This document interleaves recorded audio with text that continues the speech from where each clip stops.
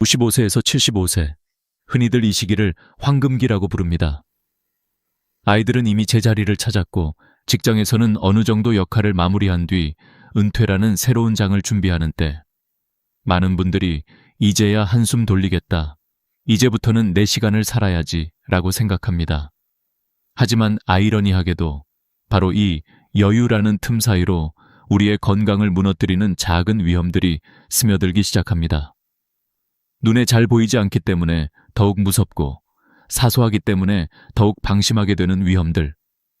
제가 오늘 드릴 이야기는 바로 이 보이지 않는 작은 균열에 관한 것입니다.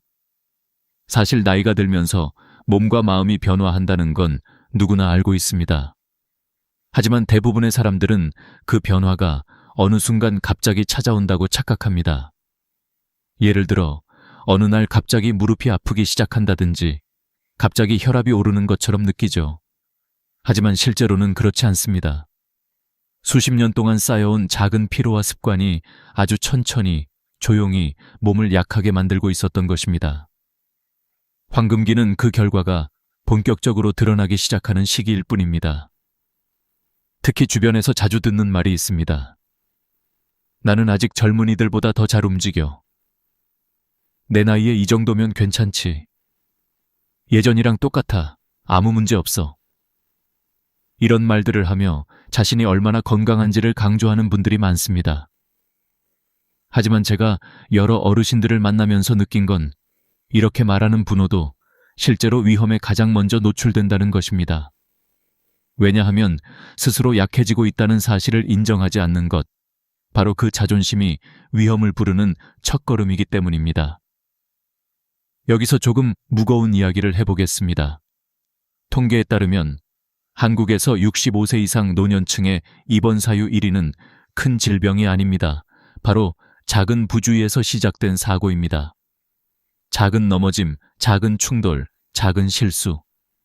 하지만 이 작은 사고가 가져오는 결과는 절대 작지 않습니다.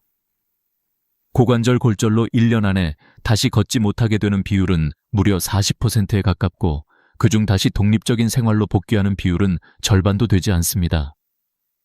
황금기는 분명 아름다운 시기지만 준비가 없다면 그 아름다움은 너무 쉽게 깨져버립니다.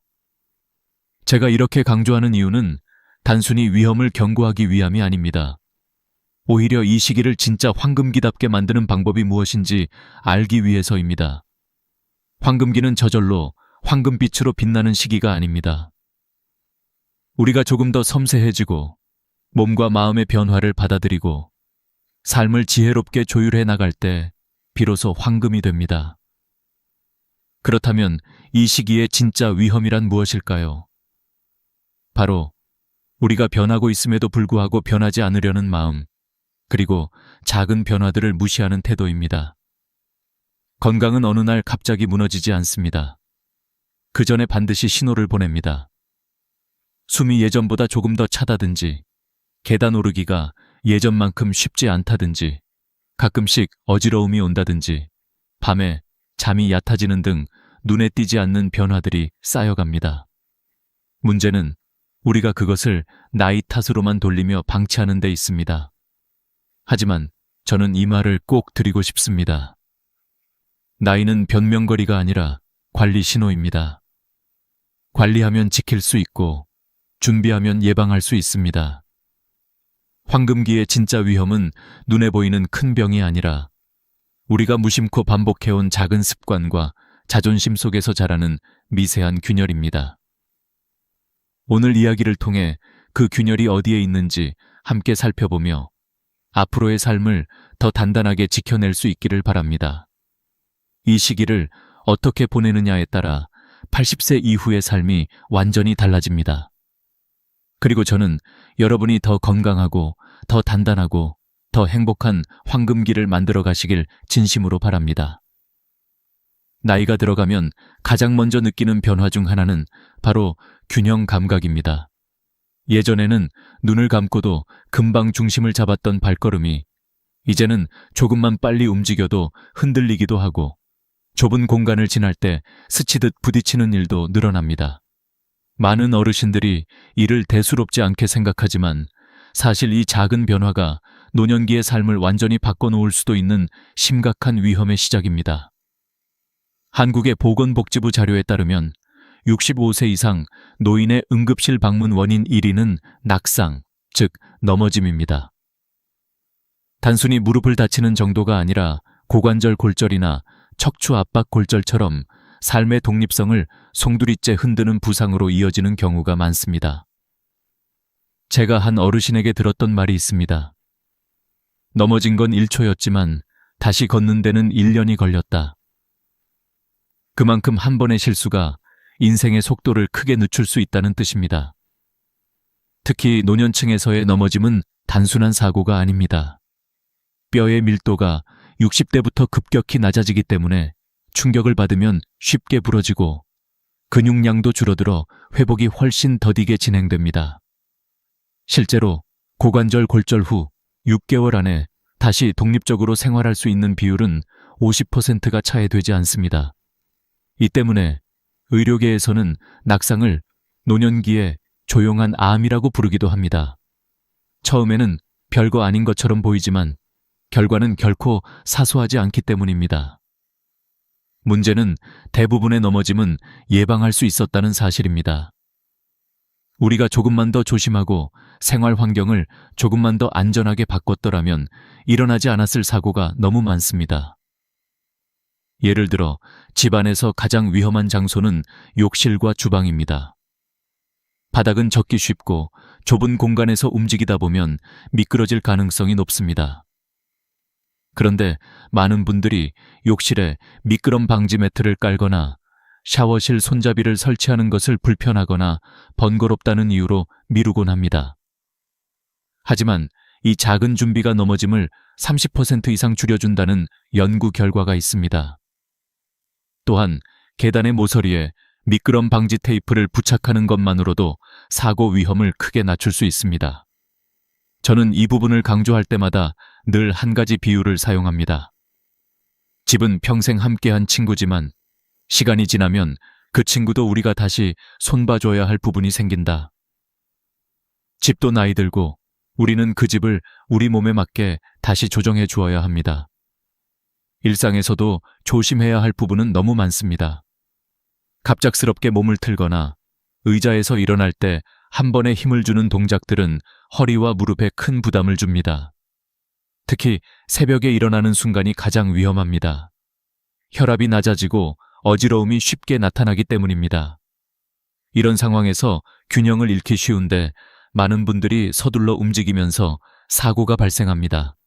그래서 저는 늘 이렇게 말씀드립니다. 아침 첫걸음을 서두르지 마세요. 천천히 앉아서 호흡을 한번 고르고 일어나세요. 10초만 천천히 움직여도 사고 가능성을 크게 줄일 수 있습니다. 또 한 가지 중요한 점은 보조도구 사용에 대한 오해입니다. 지팡이나 보행기를 사용하는 것을 자존심 때문에 꺼리는 분들이 많습니다. 하지만 보조도구는 당신이 약해졌다는 증거가 아니라 당신이 더 안전하고 오래 걸을 수 있게 도와주는 지혜의 도구입니다. 실제로 보행 보조기구 사용 시 넘어짐 위험은 40% 가까이 줄어들며 심리적 안정감도 증가합니다. 반대로 필요함에도 불구하고 사용하지 않으면 몸이 더 경직되고 걸음이 짧아지며 균형이 급격히 악화됩니다. 여러분의 삶을 지켜주는 건 자존심이 아니라 안전입니다. 또 하나 놓치지 말아야 할 부분은 가족과의 소통입니다. 많은 분들이 자녀에게 도움이 필요하다는 사실을 알리고 싶지 않아 혼자 무리하는 경우가 많습니다. 그러나 사고는 언제나 혼자 있을 때 발생합니다. 높은 곳에 있는 물건을 꺼낼 때는 반드시 도움을 요청하세요. 설령 그 일이 사소해 보여도 그 사소한 순간이 가장 큰 사고와 연결됩니다. 실제로 낙상 사고의 60%가 혼자 집안일을 하다가 발생합니다. 그러니 도움을 요청하는 것은 약함이 아니라 가족을 안심시키는 방법입니다. 낙상 예방은 결국 생활 전체를 재정비하는 일입니다. 예전처럼 모든 걸 혼자 해내는 시대는 이미 지나갔습니다. 몸은 변하고 있고 그 변화에 맞춰 삶을 바꿔가는 것, 그것이 바로 진짜 지혜입니다. 넘어짐은 단순한 사고가 아니라 노년기의 삶을 좌우하는 갈림길입니다. 작은 변화 하나가 앞으로의 10년, 20년을 완전히 다르게 만들 수 있습니다. 그리고 저는 여러분이 그 시간을 더 안전하고, 더 편안하게, 더 자존감 있게 살아가길 진심으로 바랍니다. 나이가 들어갈수록 많은 분들이 가장 크게 느끼는 불안은 바로 돈에 관한 문제입니다. 젊었을 때에는 몸이 움직이면 어떻게든 일해서 벌 수 있었습니다. 하루 더 일하면 다음 달이 조금이나마 편안해졌고, 조금 무리하면 그만큼 수입도 늘어났습니다. 하지만 60대 중반을 지나 70대에 가까워지면 상황은 완전히 달라집니다. 이제는 일하고 싶어도 몸이 따라주지 않거나 건강이 먼저 걱정되는 나이가 됩니다. 그래서 이 시기부터는 벌 수 있는가 보다 준비가 되어 있는가가 훨씬 더 중요한 질문이 됩니다. 많은 어르신들이 그냥 아껴 쓰면 되지 라고 말하지만 사실 절약만으로는 감당할 수 없는 지출이 나이가 들수록 기하급수적으로 늘어납니다. 특히 의료비는 생각보다 훨씬 빠르게 증가합니다. 한국건강보험공단 자료에 따르면 70대의 연평균 의료비는 40대의 3배, 50대의 2배가 넘습니다. 병원비, 약값, 검사비 이런 것들이 쌓이면 절약으로만 해결할 수 없는 지출의 벽이 되어 돌아옵니다. 그래서 노년기의 재정에서 가장 중요한 것은 누구에게도 기대지 않고 스스로를 지킬 수 있는 능력, 즉 재정적 독립입니다. 단순히 돈을 모아둔다는 개념을 넘어 자존심을 지키는 가장 중요한 힘이기도 합니다. 부모로서, 어른으로서 자녀에게 짐이 되지 않으려는 마음은 누구나 가지고 있습니다. 하지만 경제적으로 준비가 부족하면 마음과는 다르게 의존할 수밖에 없는 순간이 옵니다. 그때 생기는 미묘한 거리감, 말하지 않아도 서로 느껴지는 부담, 이런 감정들은 관계를 서서히 무너뜨리기도 합니다. 그래서 저는 늘 강조합니다. 돈은 단순한 생활비가 아니라 노년기의 품위와 자유를 지키는 마지막 방패이다. 많은 분들이 연금만 있으면 충분하다고 생각합니다. 하지만 현실은 다릅니다. 한국의 평균 국민연금 수령액은 생각보다 높지 않습니다. 기본 생활은 가능할지 몰라도 병원비나 갑작스러운 지출까지 감당하기에는 턱없이 부족한 경우가 많습니다. 게다가 물가 상승률은 매년 올라가는데 연금은 그 속도를 따라가지 못합니다. 그렇기 때문에 65세에서 75세 사이, 바로 지금이 재정적 계획을 재정비할 수 있는 마지막 골든타임이라고도 말합니다. 나이가 더 들면 선택지가 줄어들고 움직일 수 있는 범위도 줄어들기 때문입니다. 여기서 중요한 건 얼마나 많은 돈을 가지고 있는가가 아닙니다. 정말 중요한 것은 돈이 어디로 흘러가는지 알고 있는가, 불필요한 지출을 줄이고 핵심에 집중하고 있는가, 나의 속도에 맞는 경제 구조를 만들어 두었는가입니다. 예를 들어 자녀에게 계속 금전적 도움을 주는 경우가 있는데 이는 사랑이지만 때로는 노년의 가장 큰 부담으로 돌아옵니다. 자녀 역시 자신의 인생을 살아야 하기 때문에 결국 어느 순간부터는 부모가 더 이상 지원할 수 없는 순간이 찾아옵니다. 부모와 자녀 모두에게 갑작스러운 부담을 주지 않기 위해서라도 노년기에는 금전적 경계를 분명히 할 필요가 있습니다. 사랑은 주고받는 것이지만 재정은 분명하게 관리해야 서로의 관계가 건강하게 유지됩니다. 또한 절약만을 강조하는 태도도 위험합니다. 노년기에 지나친 절약은 건강을 해칠 수 있습니다. 싸구려 음식, 영양 부족한 식단, 오래된 물건을 그대로 쓰다가 사고가 발생하는 경우도 많습니다. 원래 절약은 지혜지만 지나치면 그 지혜가 오히려 삶의 질을 파괴합니다. 건강을 지키기 위한 지출, 안전을 위한 지출, 밝고 따뜻한 삶을 위한 지출은 절대로 낭비가 아닙니다. 오히려 가장 현명한 투자입니다. 젊을 때는 자신보다 가족을 위해 쓰는 돈이 많았다면 이제는 자신을 위한 지출이 필요합니다. 그동안 고생해온 몸과 마음을 위해 투자하는 것이야말로 가장 큰 보답입니다. 재정 독립을 준비하는 데 있어서 중요한 것은 작은 흐름을 바꾸는 것입니다. 예를 들어 매달 고정 지출을 점검하고 보험이나 필요 없는 구독 서비스를 정리하고 실질적으로 도움이 되는 보장성 보험을 재검토하는 것만으로도 재정적 여유가 생깁니다. 또한 소액이더라도 꾸준히 저축하거나 금융상품을 활용하면 향후 예기치 않은 지출에 대비할 수 있습니다. 중요한 건 지금 시작하는 것입니다. 완벽할 필요도 큰돈이 필요도 없습니다. 흐름을 바꾸는 것, 버티는 힘을 만드는 것, 그것이 재정 독립의 출발점입니다. 그리고 마지막으로 재정 독립은 단지 돈의 문제가 아니라 마음의 문제입니다. 경제적으로 여유가 생기면 자신감이 생기고, 자신감이 생기면 사회적 관계도 더 편안해지고, 삶의 선택도 자유로워집니다. 반대로 경제적 불안은 몸과 마음 모두를 불안하게 만들고 사람을 점점 더 작고 위축되게 합니다. 노년기의 행복은 얼마나 안정적인가에 달려 있습니다. 여러분의 삶이 흔들리지 않도록 재정은 가장 먼저 다져야 할 기초입니다. 지금부터라도 늦지 않았습니다. 오늘 한 걸음이 내일의 자유를 지킬 것입니다. 60대 후반에 접어들면 사람의 몸은 더 이상 예전처럼 움직이지 않습니다. 하지만 많은 분들이 이 사실을 인정하려 하지 않습니다. 나는 아직도 젊을 때처럼 할 수 있어. 이 정도는 아무것도 아니야 라는 말로 스스로를 다독이지만 그 말 뒤에는 한 가지 공통점이 있습니다. 바로 몸이 보내는 신호를 외면한다는 것입니다. 몸은 절대로 거짓말을 하지 않습니다. 조금만 움직여도 숨이 차는 느낌, 허리가 뻐근한 아침, 밤마다 뒤척이며 찾아오는 불면, 계단을 오를 때 몰래 찾아오는 가벼운 현기증.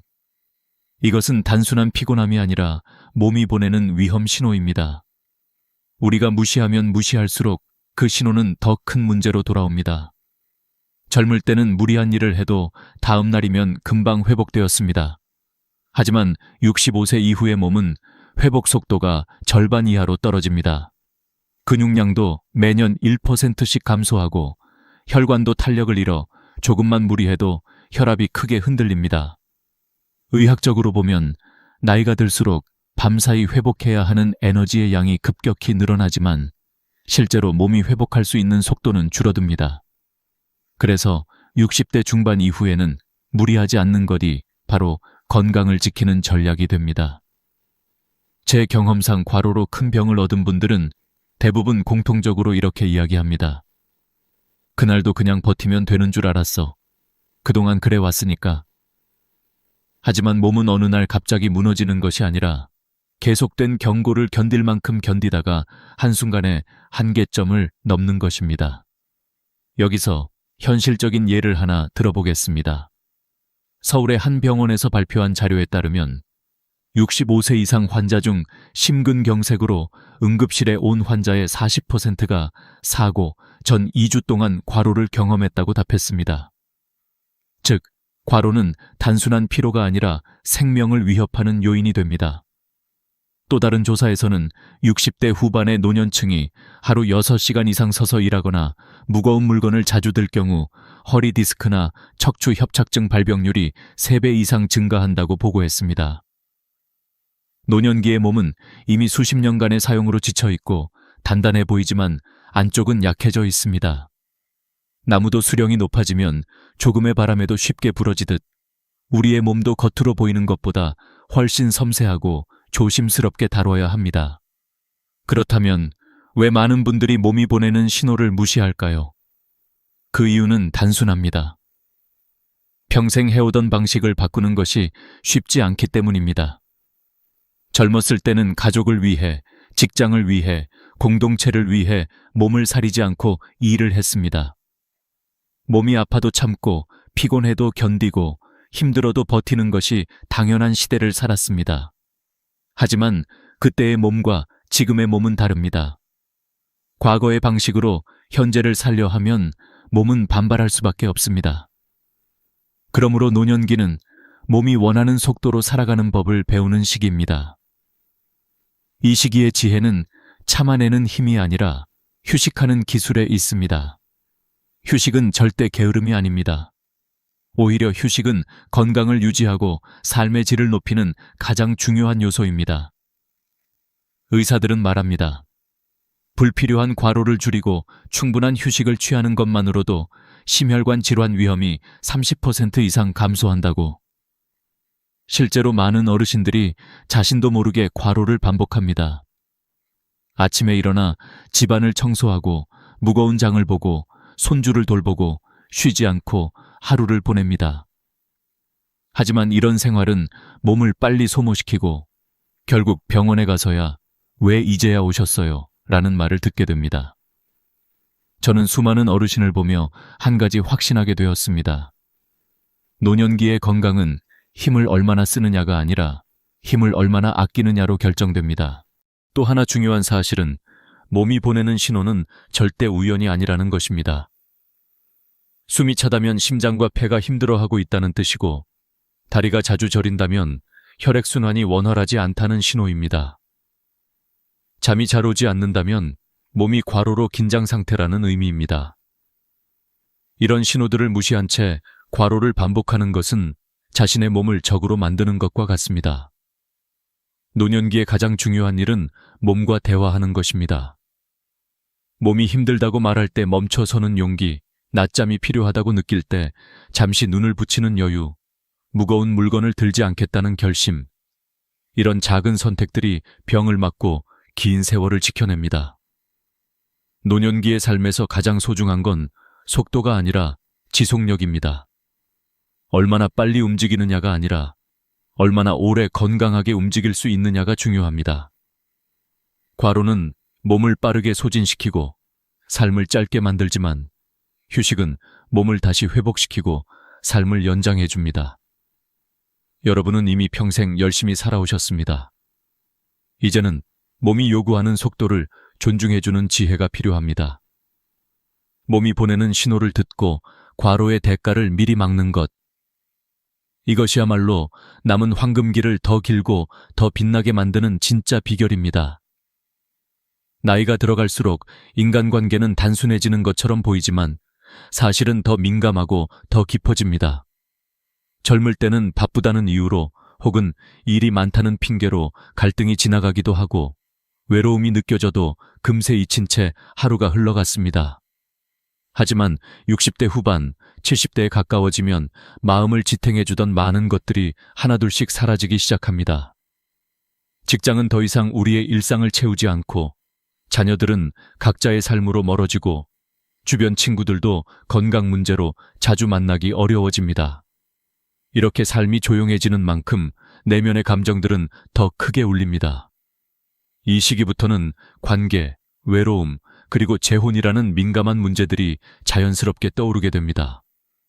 우선 배우자와의 관계는 노년기의 가장 중요한 심리적 기반입니다. 젊을 때는 서로의 삶이 바쁘고 아이 양육이나 생계 문제에 치여 깊은 대화를 하지 못하는 경우가 많았습니다. 하지만 이제 둘만의 시간이 길어지면서 평생 미뤄왔던 감정이나 갈등이 갑자기 떠오르기도 합니다. 사소한 말 한마디, 작은 오해, 생활 속 작은 차이가 생각보다 크게 다가옵니다. 많은 부부들이 노년기에도 여전히 사소한 일을 가지고 싸우고 그 싸움이 며칠씩 이어지곤 합니다. 특히 고집과 자존심이 강해지는 시기이기 때문에 내가 옳다는 생각이 부딪히며 갈등이 더 쉽게 커집니다.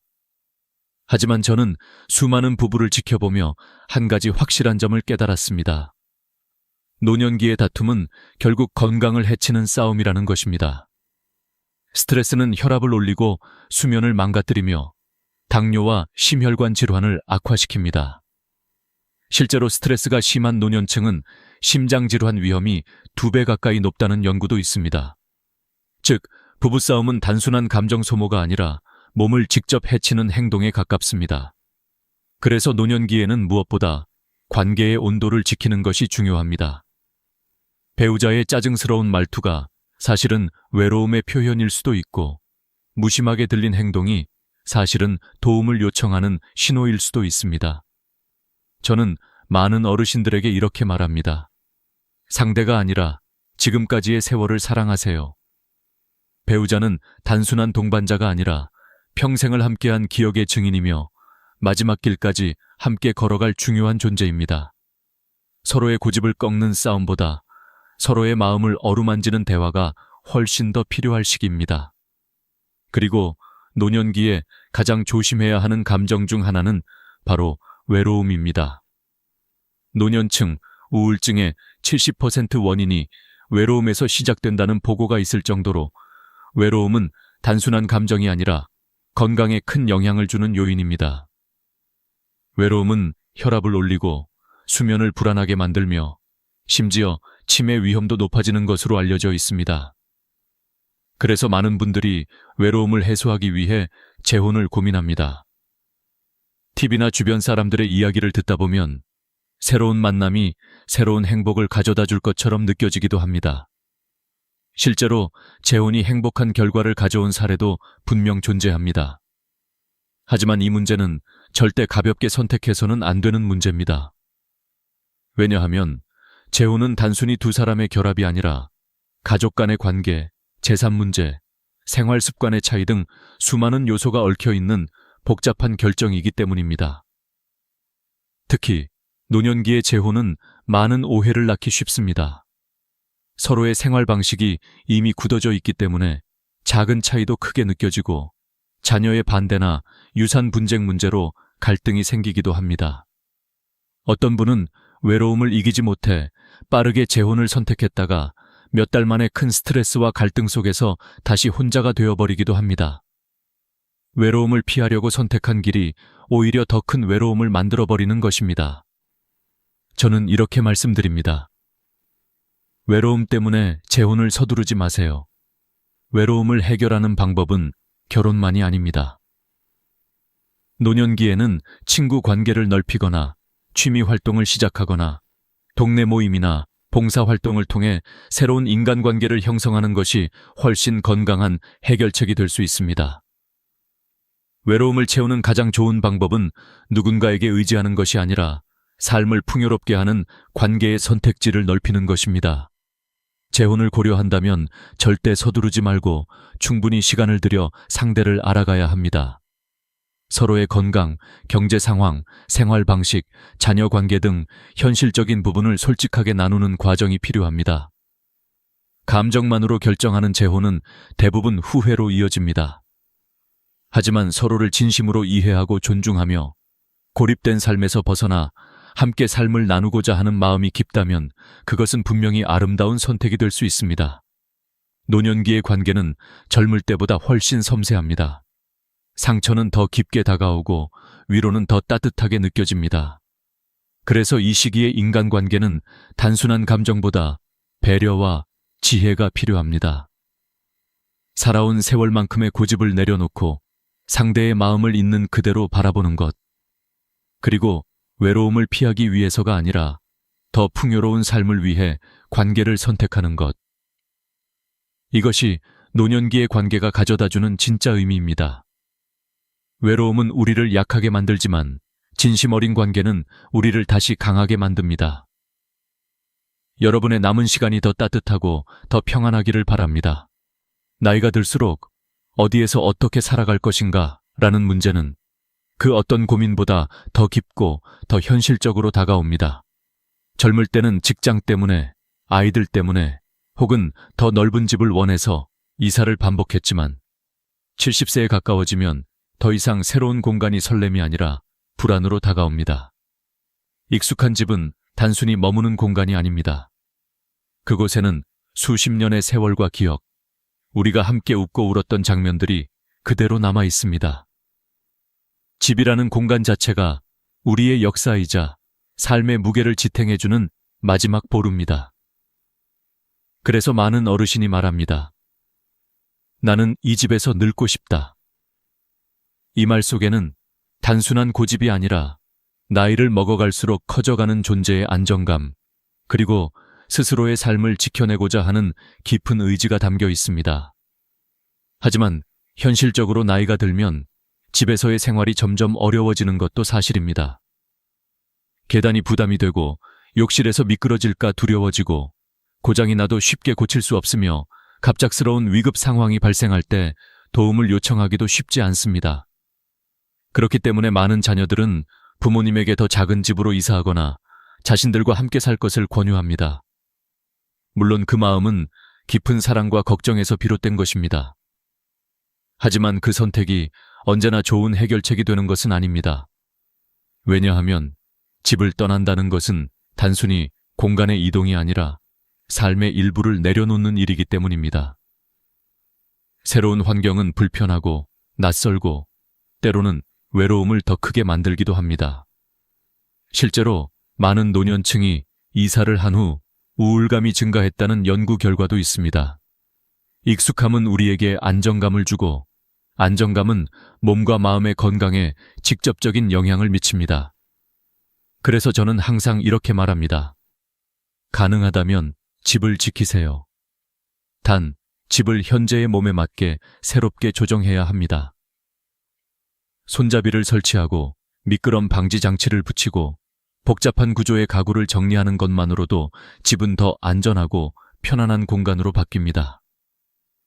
혼자 사는 어르신이라면 비상벨, 문턱 제거, 스마트 조명 같은 작은 변화가 큰 사고를 예방할 수 있습니다. 나이가 든다는 것은 집을 떠나야 한다는 의미가 아니라 집을 다시 지금의 나에게 맞게 만드는 과정일 뿐입니다. 집은 도망쳐야 하는 곳이 아니라 우리가 다시 품어야 할 공간입니다. 그러나 어떤 경우에는 요양원이나 실버타운이 필요할 때도 있습니다. 걷기가 힘들어지고 일상생활이 어려워지거나 의료적 관리가 필요한 상황이라면 전문적인 도움을 받는 것이 더 안전할 수 있습니다. 문제는 많은 분들이 이 결정을 실패나 포기로 받아들인다는 것입니다. 하지만 요양원 입소는 결코 패배가 아닙니다. 그것은 상황이 요구하는 하나의 선택일 뿐입니다. 다만 이 선택은 반드시 신중해야 합니다. 한국에서 많은 노년층이 요양원에 들어간 후 가장 크게 느끼는 감정은 편안함이 아니라 고립감입니다. 편의와 안전을 위해 만들어진 시설이지만 낯선 환경과 규칙, 익숙하지 않은 사람들 속에서 정서적인 외로움이 깊어지는 경우가 많습니다. 나이가 들수록 정서적 안정은 신체적 건강만큼 중요합니다. 감정이 약해지면 몸도 약해지고 몸이 약해지면 다시 마음도 무너집니다. 그래서 저는 늘 강조합니다. 요양원을 선택하기 전에 반드시 집에서 버틸 방법을 먼저 찾아라. 방문 간호 서비스, 돌봄 서비스, 지역복지센터 프로그램, 응급 호출 시스템 등 다양한 지원을 활용하면 집에서도 안전하게 생활할 수 있는 경우가 많습니다. 혼자만의 힘으로 버티는 것이 아니라 도움을 받으며 집을 지키는 것이 오히려 더 지혜로운 결정일 수 있습니다. 중요한 건 혼자 있는 것이 아니라 혼자 있어도 안전한 것입니다. 삶의 마지막 공간을 선택하는 문제는 단순히 보금자리를 정하는 것이 아니라 내가 누구로 남고 싶은가를 결정하는 문제에 가깝습니다. 나의 존엄, 나의 독립성, 나의 감정, 나의 기억. 그 모든 것을 지켜주는 공간이 어디인지 스스로 선택해야 합니다. 자녀의 의견이나 주변의 조언은 참고가 될 수 있지만 최종 결정은 반드시 본인의 마음에서 나와야 합니다. 이것이야말로 노년기의 자기 결정권이며 마지막으로 우리 자신에게 해줄 수 있는 존중입니다. 결국 중요한 것은 어떤 공간에 있든 우리가 우리의 삶을 주체적으로 선택하는 것입니다. 집에 머무르든 요양원을 선택하든 그 결정이 두려움에서 나온 것이 아니라 나를 위한 사랑에서 나온 것이어야 합니다. 노년기는 새로운 시작이 아니라 지금까지 살아온 삶을 가장 온전히 표현하는 시간입니다. 여러분이 어디에 머물든 그 공간이 따뜻하고 안전하며 여러분의 마음을 지켜주는 곳이길 바랍니다. 오늘까지 6부에 걸쳐 이야기한 모든 내용은 한 가지 진실로 이어집니다. 노년기의 삶은 스스로 선택할 수 있을 때 가장 아름답다는 것입니다. 넘어짐을 예방하는 작은 습관, 과로를 멈추는 지혜, 재정적 독립을 지키는 용기, 관계를 어루만지는 따뜻함, 집을 지키는 결심, 이 모든 것이 여러분의 마지막 황금기를 더 빛나게 할 것입니다. 작은 변화 하나가 남은 20년의 삶을 완전히 바꿀 수 있습니다. 여러분은 그럴 만한 가치가 충분히 있습니다. 영상이 도움이 되셨다면 구독과 좋아요를 눌러주시고 앞으로도 여러분의 삶을 더 따뜻하게 비춰줄 이야기를 계속 전해드리겠습니다. 여러분의 건강과 행복을 진심으로 응원합니다.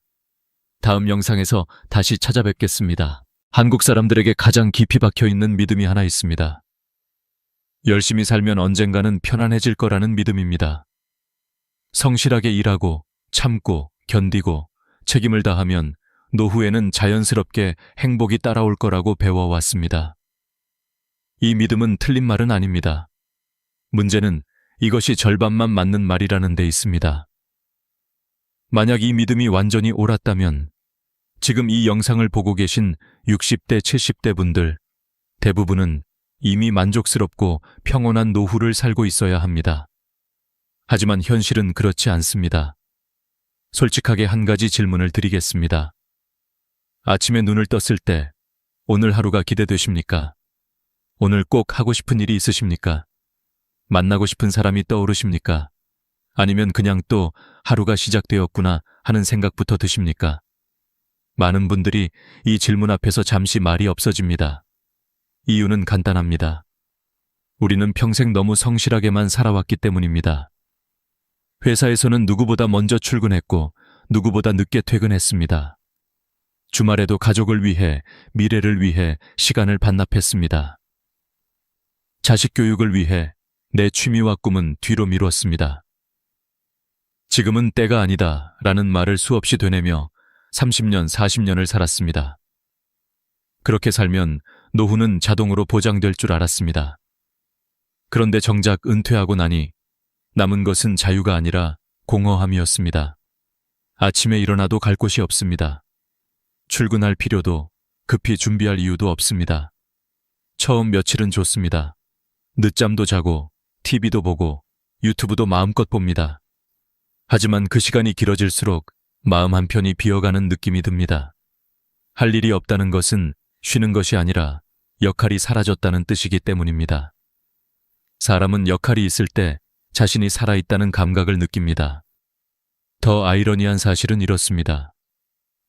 대부분의 60대는 아직 충분히 건강합니다. 걷는데 큰 문제가 없고 머리도 또렷합니다. 앞으로 20년, 어쩌면 30년을 더 살 수도 있습니다. 그런데 이 긴 시간을 무엇으로 채워야 할지 모른 채 살아간다는 것은 생각보다 큰 고통입니다. 그래서 사람들은 다시 과거로 돌아가려 합니다. 친구를 만나면 이야기는 늘 비슷합니다. 건강 이야기, 자식 이야기, 손주 이야기, 집값과 주식 이야기. 몇 번 반복하다 보면 그 대화마저도 피곤해집니다. 어떤 분들은 이렇게 말합니다. 나는 평생 열심히 살았으니까 이제 좀 쉬어도 되지 않나. 맞는 말입니다. 하지만 여기서 중요한 질문이 하나 있습니다. 지금의 상태는 정말 쉬는 걸까요? 아니면 서서히 무너지고 있는 걸까요? 쉬는 것과 무너지는 것은 겉으로 보면 비슷해 보이지만 마음의 상태는 전혀 다릅니다. 쉬고 있을 때 사람은 회복됩니다. 하지만 무너질 때 사람은 점점 무기력해집니다. 통계는 이 현실을 냉정하게 보여줍니다. 최근 10년 사이 60대 이상의 우울증 진단 비율은 눈에 띄게 증가했습니다. 특히 은퇴 후 2, 3년 사이에 우울감을 호소하는 경우가 가장 많습니다. 혼자 사는 노인의 절반 이상이 자주 외롭다고 답합니다. 이 수치는 단순한 숫자가 아니라 지금 이 순간에도 누군가는 조용히 무너지고 있다는 신호입니다. 문제의 핵심은 분명합니다. 우리는 평생 근면과 성실만 배우고 살아왔습니다. 열심히 일하는 법은 배웠지만 즐겁게 사는 법은 배우지 못했습니다. 남을 위해 사는 법은 익숙하지만 나를 위해 사는 법은 낯섭니다. 그래서 은퇴와 동시에 삶의 방향을 잃어버립니다. 그동안 나를 움직이던 기준이 사라졌기 때문입니다.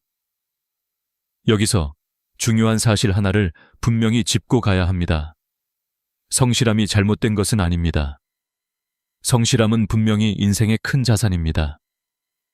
문제는 성실함 하나만으로는 60 이후의 삶을 지탱할 수 없다는 점입니다. 60부터는 전혀 다른 능력이 필요합니다. 그것은 더 열심히 하는 능력이 아니라 다르게 사는 능력입니다. 많은 분들이 이 지점에서 당황합니다. 그럼 이제 와서 뭘 어떻게 바꾸라는 말인가? 이 나이에 새로운 걸 시작하라는 건가? 이런 질문이 자연스럽게 떠오릅니다. 하지만 여기서 말하는 변화는 거창한 도전이 아닙니다. 회사를 차리거나 대단한 목표를 세우라는 이야기도 아닙니다. 지금까지와는 다른 기준으로 하루를 바라보는 연습을 하자는 것입니다. 지금까지의 삶이 해야 하는 일의 연속이었다면 이제부터의 삶은 하고 싶은 일을 찾아가는 과정이어야 합니다. 이 전환이 이루어지지 않으면 아무리 건강하고 경제적으로 여유가 있어도 삶은 점점 말라갑니다. 반대로 이 전환이 이루어지는 순간 같은 하루라도 전혀 다른 색을 띠기 시작합니다. 이 영상은 바로 그 전환점에 대한 이야기입니다. 성실함으로 살아온 분들이 왜 갑자기 허무해지는지, 그리고 그 허무를 어떻게 새로운 에너지로 바꿀 수 있는지를 차분히 풀어가려 합니다. 지금까지의 노력이 헛되었다는 말이 아닙니다. 오히려 그 성실함이 있었기에 이제는 다른 삶을 시도할 자격이 생겼다는 이야기입니다. 만약 여러분이 지금 이 말이 내 이야기 같다는 느낌을 조금이라도 받으셨다면 이 다음 이야기를 꼭 들어보시기 바랍니다. 다음 부분에서는 은퇴 이후 사람들이 가장 크게 흔들리는 순간, 그리고 그 공허함이 어디에서 오는지를 더 깊이 들여다보겠습니다. 이 과정을 이해하지 못하면 어떤 변화도 오래 가지 못합니다. 은퇴라는 말은 오랫동안 달콤하게 들려왔습니다. 더 이상 출근하지 않아도 되고 상사의 눈치를 보지 않아도 되며 시간은 온전히 내 것이 될 것이라 믿었습니다. 그래서 많은 분들이 은퇴를 목표로 참고 견디며 살아왔습니다. 그런데 막상 그 시간이 오면 예상과는 전혀 다른 감정이 찾아옵니다. 자유가 아니라 공허함입니다. 해야 할 일이 사라진 자리에 설명하기 어려운 허전함이 남습니다. 사람은 생각보다 일 자체보다 일이 주던 구조에 익숙해져 있습니다. 출근 시간, 회의 일정, 마감 기한, 누군가의 연락, 이런 것들이 하루의 뼈대를 만들어 주었습니다. 은퇴와 함께 이 구조가 한순간에 사라지면 하루는 길고 느슨해집니다. 처음에는 좋습니다. 하지만 며칠, 몇 주가 지나면 시간은 축복이 아니라 부담으로 변합니다. 무엇을 해야 할지 정하지 않으면 하루는 쉽게 흘러가 버립니다. 많은 분들이 은퇴 후 가장 힘들다고 말하는 것이 바로 이 지점입니다. 아침에 일어나도 갈 곳이 없다는 말입니다. 이 말 속에는 단순히 물리적인 장소의 부재가 아니라 쓸모있다는 감각의 상실이 담겨 있습니다. 평생 누군가에게 필요했던 사람이 갑자기 아무에게도 필요하지 않은 존재가 된 것 같은 기분. 이것이 은퇴 후 공허함의 본질입니다. 사회학자들은 은퇴를 역할 상실, 롤 러스이라고 부릅니다. 직함과 직무가 사라지는 것뿐만 아니라 그 역할을 통해 확인되던 자기 정체성도 함께 흔들린다는 뜻입니다. 그래서 은퇴 후 가장 흔하게 등장하는 질문이 있습니다. 나는 이제 누구인가? 이 질문에 답을 찾지 못하면 사람은 쉽게 무기력해집니다. 이것이 바로 은퇴 후 우울감이 증가하는 이유 중 하나입니다. 실제 통계를 보면 은퇴 직후 2세 3년 사이에 우울 증상을 경험하는 비율이 가장 높습니다. 특히 남성의 경우 평생 직업 정체성이 강했던 만큼 그 공백을 더 크게 느끼는 경향이 있습니다. 여성이라고 다르지는 않습니다. 자녀 양육과 가사라는 역할이 줄어든 뒤 비슷한 공허함을 느끼는 경우도 많습니다. 역할이 사라진 뒤에 남는 것은 준비되지 않은 시간입니다. 이때 많은 분들이 선택하는 방법은 과거로 돌아가는 것입니다.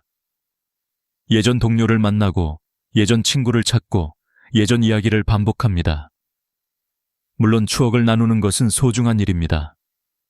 하지만 그 대화가 현재와 미래를 향하지 못하고 과거에만 머무를 때 사람은 점점 늙어간다는 느낌을 받게 됩니다. 대화의 주제가 늘 건강, 자식, 돈 이야기로만 흐를 때 마음 한편에서는 이런 생각이 듭니다. 내 이야기는 이제 끝난 걸까? 더 안타까운 점은 많은 분들이 이 공허함을 자기 탓으로 돌린다는 것입니다. 내가 약해서 그런가?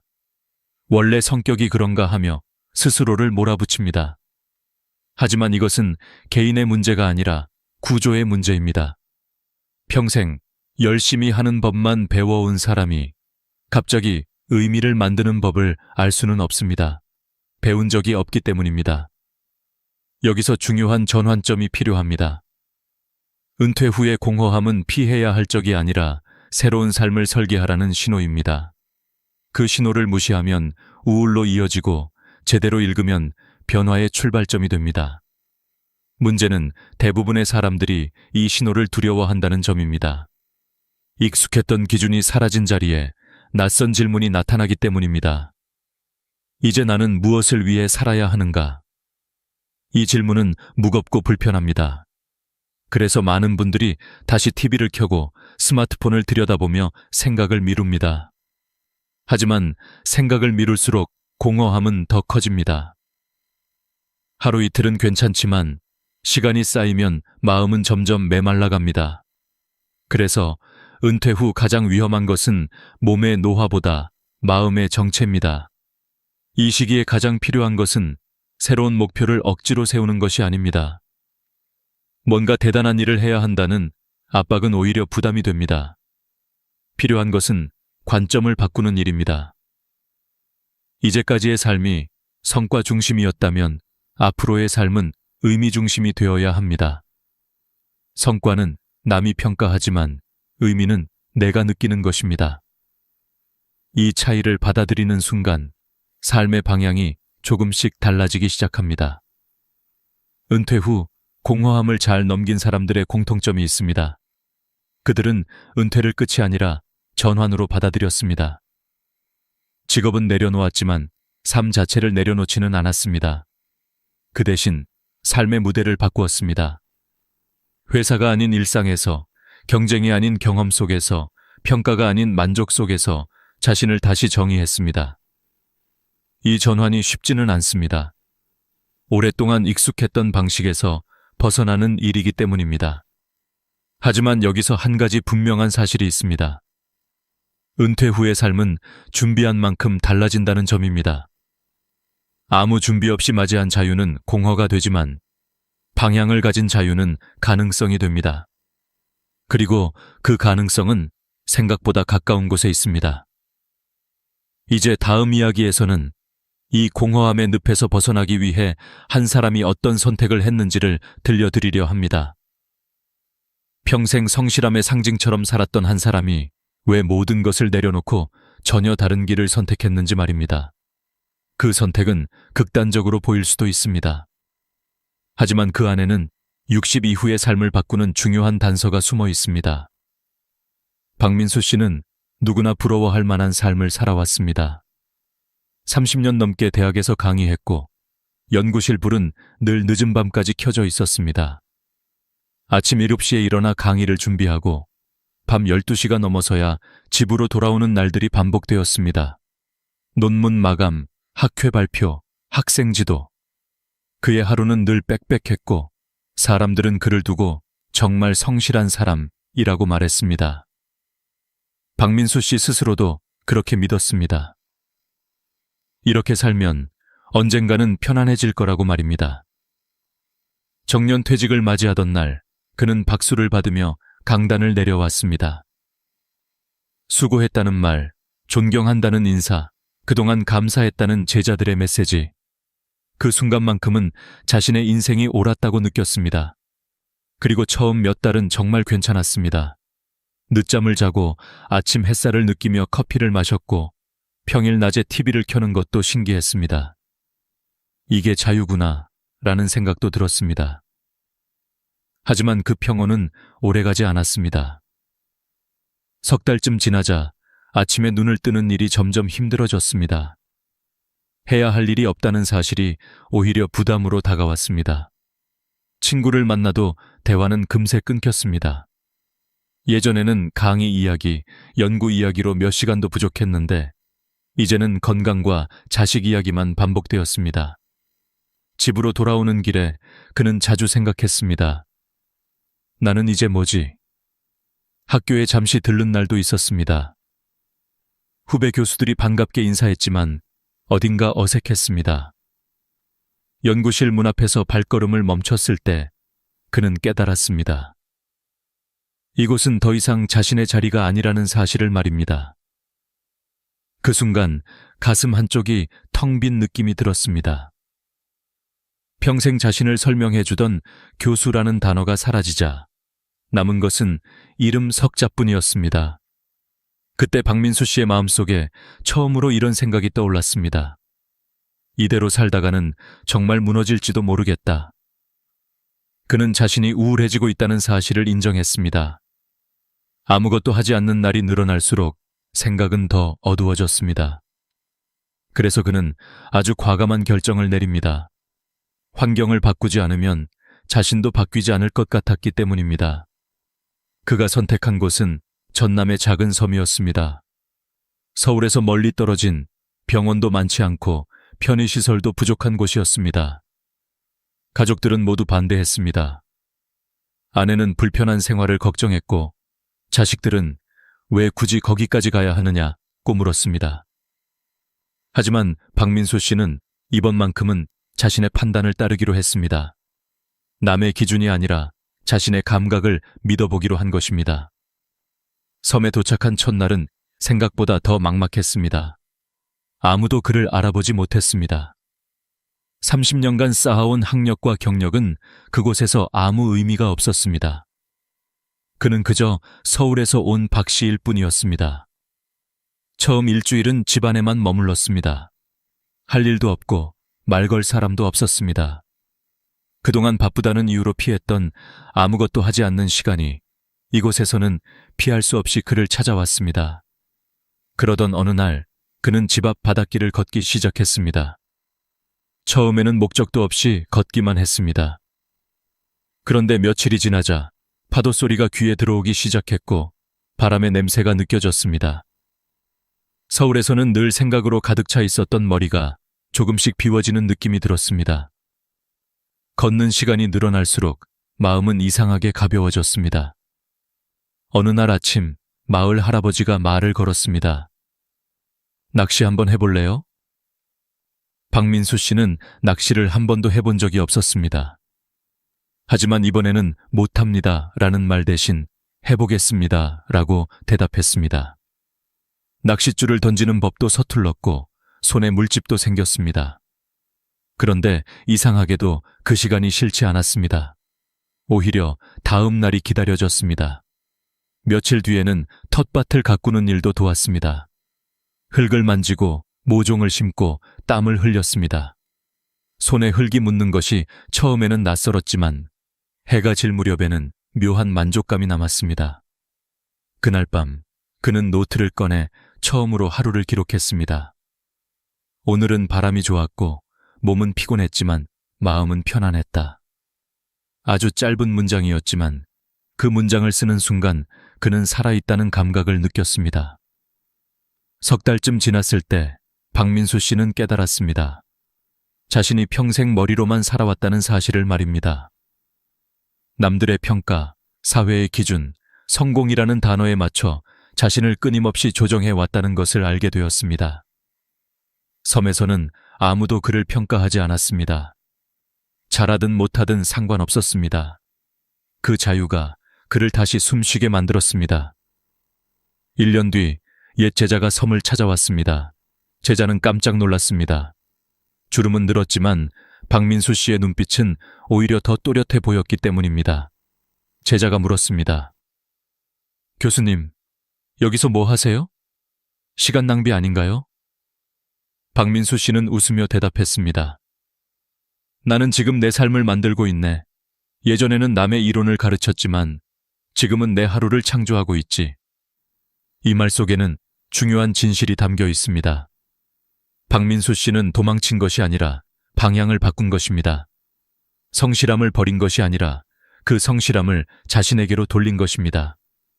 그리고 바로 이 지점에서 60 이후의 삶이 달라지기 시작합니다. 다음 이야기에서는 박민수 씨의 변화가 가능했던 이유, 그리고 그가 말한 창조가 정확히 무엇을 의미하는지를 더 깊이 들여다보겠습니다. 이 개념을 이해하지 못하면 변화는 다시 과거의 습관으로 돌아가고 말 것입니다. 많은 사람들이 박민수 씨의 이야기를 들으면 이렇게 반응합니다. 그건 특별한 사람이니까 가능한 거야. 교수였으니까, 여유가 있었으니까 할 수 있었던 선택이지. 하지만 이것은 아주 흔한 오해입니다. 박민수 씨의 변화에서 핵심은 장소도 직업도 돈도 아닙니다. 진짜 핵심은 그가 삶을 바라보는 관점 자체를 바꾸었다는 것입니다. 그리고 그 관점의 이름이 바로 창조입니다. 대부분의 사람들은 창조라는 말을 들으면 예술가를 떠올립니다. 그림을 그리거나 음악을 만들거나 소설을 쓰는 사람들 말입니다. 그래서 스스로에게 이렇게 말합니다. 나는 그런 재능이 없어. 창조는 나와 상관없는 이야기야. 하지만 이것은 창조를 너무 좁게 이해한 결과입니다. 창조는 무에서 유를 만들어내는 특별한 능력이 아닙니다. 오히려 이미 존재하는 것들을 새로운 방식으로 엮어내는 힘에 가깝습니다. 박민수 씨를 다시 떠올려 봅시다. 그는 섬에 가서 완전히 새로운 사람이 된 것이 아닙니다. 교수로 살며 몸에 밴 습관들, 관찰하는 태도, 기록하는 방식, 질문하는 사고를 그대로 가져갔습니다. 다만 그것을 논문과 강의가 아니라 바다와 낚시, 텃밭과 하루의 기록에 적용했을 뿐입니다.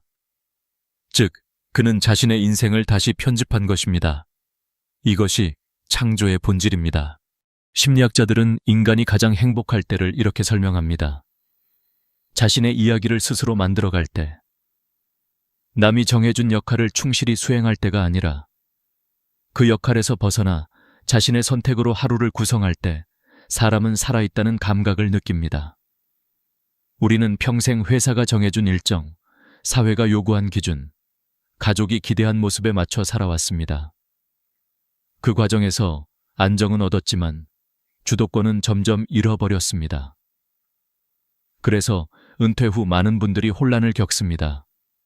더 이상 따라야 할 기준이 없는데 스스로 기준을 세워본 경험이 거의 없기 때문입니다. 창조적 삶이란 바로 이 지점에서 시작됩니다. 남들이 좋다고 하는 것이 아니라 내가 의미 있다고 느끼는 것을 기준으로 삼는 것입니다.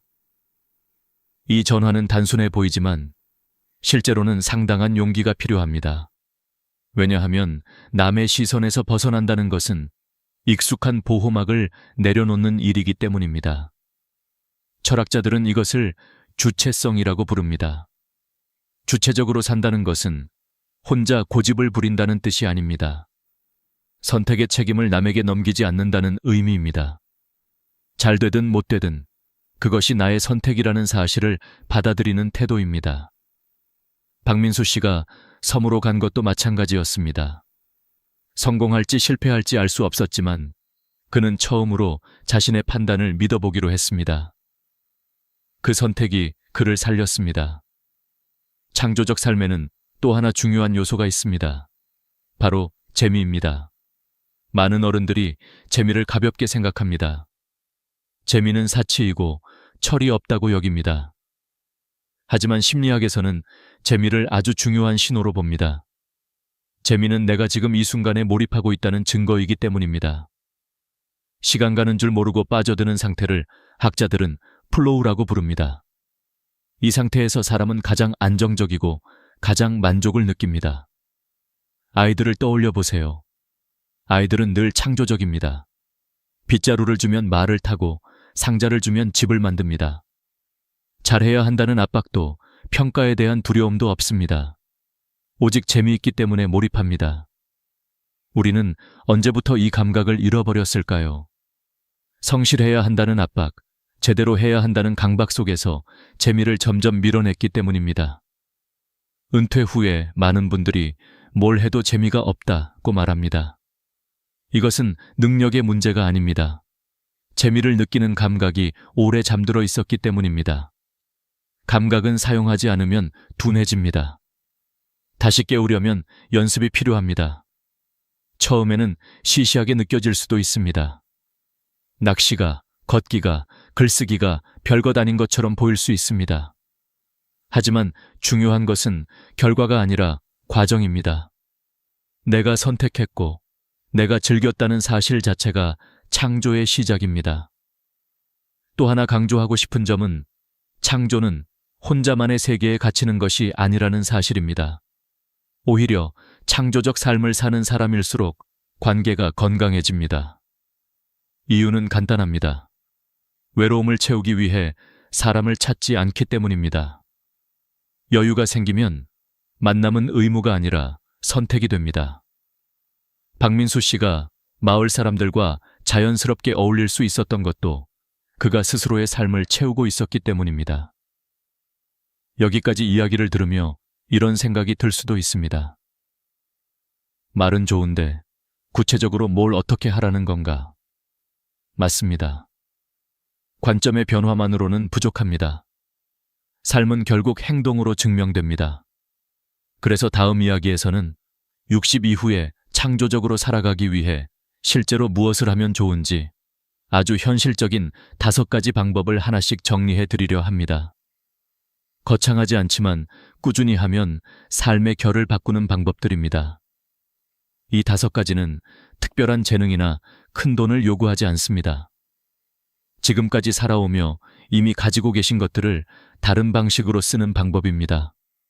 만약 여러분이 이제는 정말 다르게 살아보고 싶다는 마음이 조금이라도 생겼다면 다음 이야기가 분명히 도움이 될 것입니다. 이제부터는 생각을 행동으로 옮길 차례입니다. 창조적 삶이 무엇인지 이해했다면 다음 질문은 이것입니다. 그래서 오늘부터 나는 무엇을 하면 되는가? 많은 분들이 여기서 다시 멈춥니다. 이유는 간단합니다. 너무 거창하게 시작하려고 하기 때문입니다. 하지만 60 이후의 삶은 인생을 다시 증명하는 무대가 아닙니다. 조용히, 그러나 분명하게 방향을 바꾸는 시간입니다. 지금부터 말씀드릴 5가지는 작지만 꾸준히 실천하면 삶의 중심을 바꿔놓는 힘을 가지고 있습니다. 첫 번째는 주체적 관점을 기르는 것입니다.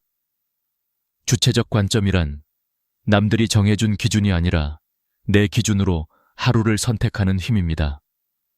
평생 우리는 이 나이에 이 정도는 해야지, 남들이 뭐라고 볼까라는 생각에 익숙해져 왔습니다. 하지만 60 이후에도 그 기준을 붙잡고 있으면 삶은 계속 남의 손에 맡겨집니다. 그래서 아주 작은 질문부터 시작해야 합니다. 오늘 나는 무엇을 하고 싶은가? 처음에는 답이 잘 나오지 않을 수 있습니다. 괜찮습니다. 그 자체가 연습입니다. 오늘 먹고 싶은 음식, 오늘 걷고 싶은 길, 오늘 만나고 싶은 사람. 이런 사소한 선택을 내가 직접 하는 것부터가 주체성의 시작입니다. 하루에 한 번만이라도 남의 기대가 아닌 내 감각을 존중해 보세요. 그 감각은 생각보다 빠르게 살아납니다. 두 번째는 재미를 회복하는 것입니다. 많은 분들이 이 나이에 무슨 재미냐고 말합니다.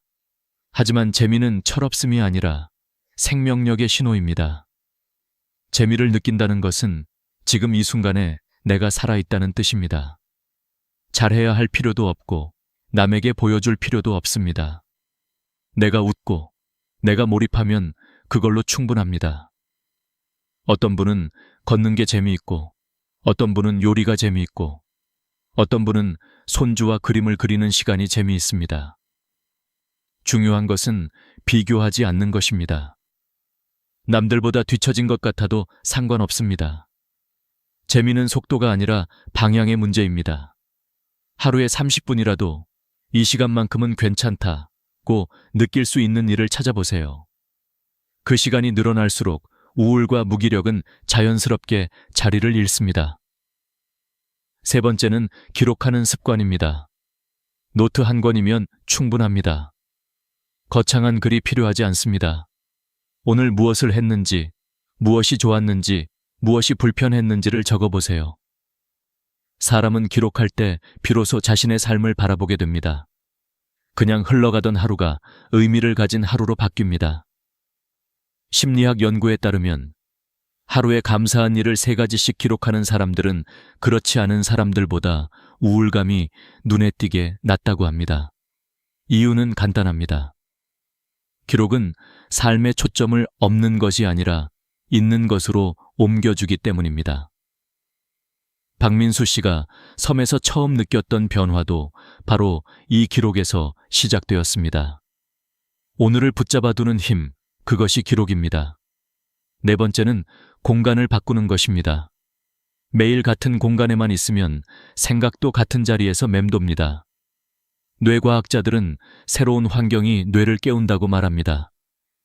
익숙한 공간에서는 뇌가 최소한으로만 작동하지만 낯선 공간에서는 감각이 깨어납니다. 멀리 갈 필요는 없습니다. 평소와 다른 산책로, 처음 가보는 시장, 한 번도 들어가 보지 않았던 작은 카페면 충분합니다. 공간이 바뀌면 시선이 바뀌고, 시선이 바뀌면 생각이 달라집니다. 생각이 달라지면 삶의 가능성도 함께 넓어집니다. 박민수 씨가 섬으로 간 것은 극단적인 예일 뿐, 본질은 환경을 흔드는 것에 있습니다. 다섯 번째는 새로운 관계를 만드는 것입니다. 여기서 말하는 관계는 의무적인 인간관계가 아닙니다. 억지로 모임에 나가라는 뜻도 아닙니다. 공감할 수 있는 주제로 연결되는 관계입니다. 취미 모임, 봉사활동, 동네 강좌 같은 곳에는 나이와 배경이 다른 사람들이 모입니다. 그들과 나누는 짧은 대화 하나가 굳어있던 생각을 흔들어 놓기도 합니다. 철학자 아리스토텔레스는 인간을 사회적 존재라고 했습니다. 우리는 관계 속에서 나를 다시 발견합니다. 혼자 있는 시간이 중요하지만 완전한 고립은 마음을 마르게 합니다. 중요한 것은 관계의 수가 아니라 질입니다. 한두 사람이라도 충분합니다. 이 5가지를 다시 정리해 보겠습니다. 내 기준으로 선택하기, 재미를 허락하기, 하루를 기록하기, 공간을 바꾸기, 새로운 관계에 마음 열기. 어느 것 하나 특별하지 않습니다. 하지만 이 5가지가 함께 작동할 때 삶은 서서히 다른 방향으로 흘러갑니다. 중요한 것은 한꺼번에 다 하려 하지 않는 것입니다. 오늘은 하나만 해도 충분합니다. 많은 분들이 이렇게 묻습니다. 이걸 한다고 정말 달라질까요? 정직하게 말씀드리겠습니다. 하루 만에 인생이 바뀌지는 않습니다. 하지만 이 5가지를 실천하는 사람과 그렇지 않은 사람의 1년 후 모습은 분명히 다릅니다. 전자는 하루하루가 연결되고 후자는 하루하루가 끊어집니다. 연결된 삶에는 방향이 생기고 방향이 있는 삶에는 의미가 생깁니다. 이제 마지막 이야기를 할 차례입니다. 60 이후의 삶을 어떻게 바라보아야 하는지, 그리고 이 모든 이야기가 결국 우리에게 무엇을 남기는지 정리해 보겠습니다. 지금까지의 이야기가 여러분 마음 어딘가를 건드렸다면 다음 이야기는 그 마음을 단단히 붙잡아 줄 것입니다. 많은 사람들이 인생을 이렇게 생각합니다. 젊을 때는 올라가고 중년은 버티고 노년은 내려오는 시간이라고 말입니다. 그래서 60이 넘으면 자연스럽게 기대를 낮춥니다. 더 이상 바랄 것도 없고 무리하지 말고 조용히 지내야 한다고 스스로에게 말합니다. 하지만 이 생각이 바로 수많은 노년을 무너뜨리는 가장 큰 오해입니다. 인생은 절대 한 방향으로만 흐르지 않습니다.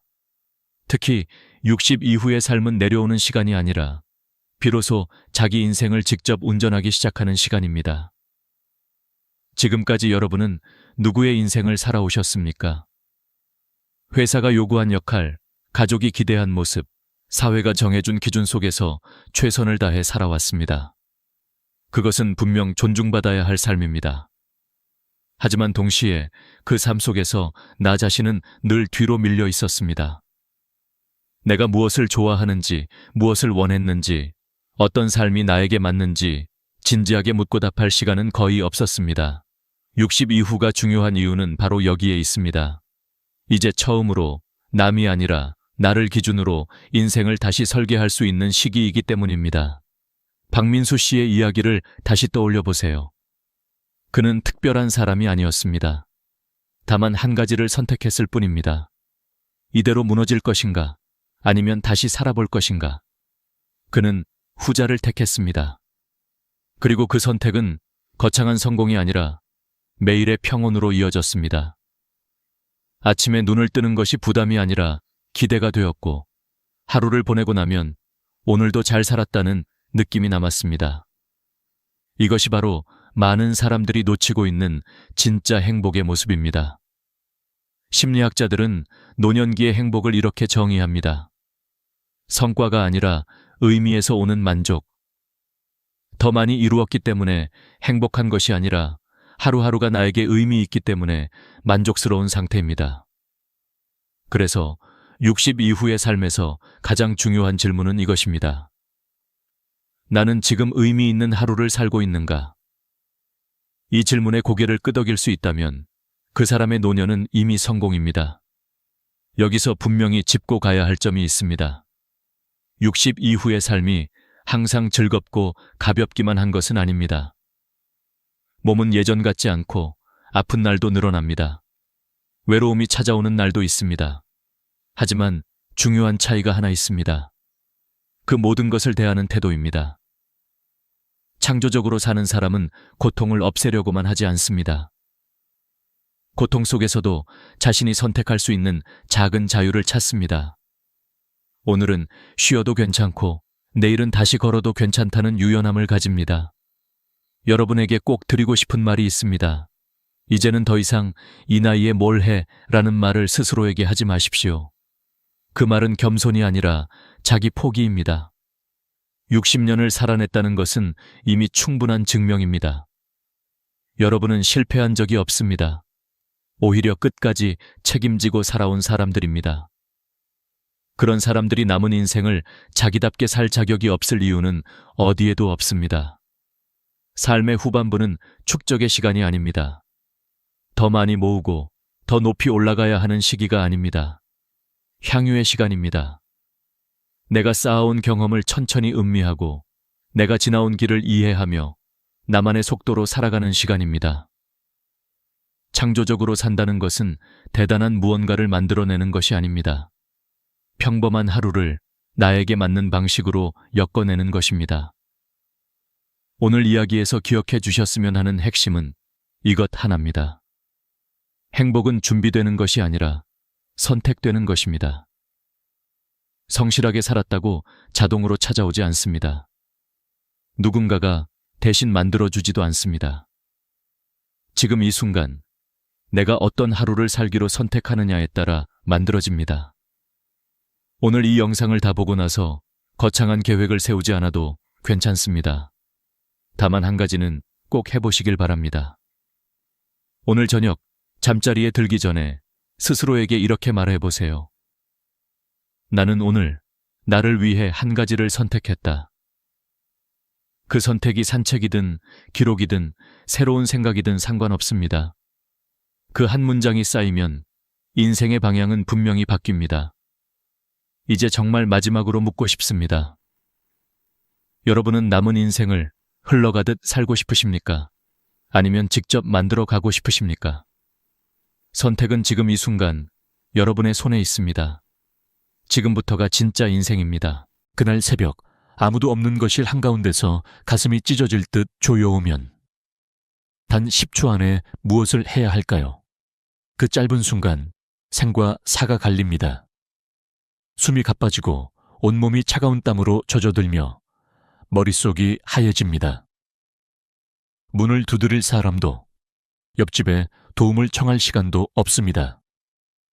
바로 이때 준비된 사람과 준비되지 않은 사람의 차이가 극명하게 드러납니다.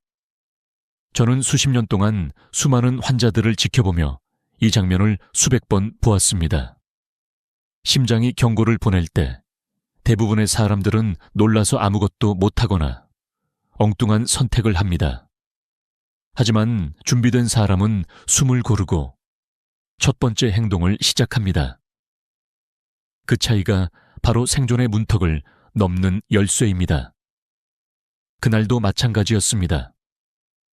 7, 8세의 한 어르신이 혼자 집에 계셨습니다.